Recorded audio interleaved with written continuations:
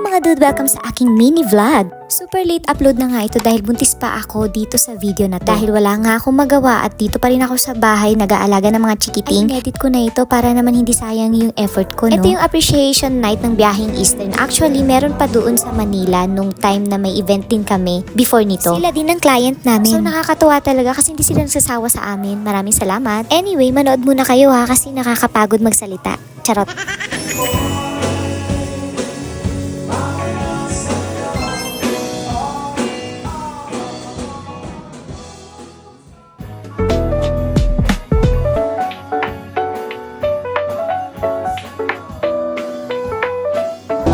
Oo na!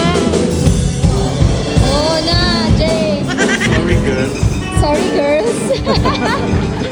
So ayun na nga, habang nagsa-soundcheck nga kami dito nga pala kami tumutugtog sa kanto, dito lang sa Quezad Road. Napakaganda nga pala ng view dito, tignan nyo naman, no? Anyway, pagkatapos nga naming mag-soundcheck ay nauna na rin kaming kumain dito. Actually, nauna pa kami kaysa sa kanila, haha. Charot. Anyway, pagkatapos nga naming kumain ay naghintay na rin kami sa aming first set. So yan, nagpaparaffle pa sila habang kami ay nasa likod nila. Sana kasama kami sa raffle, no? Charot. Merong letter B.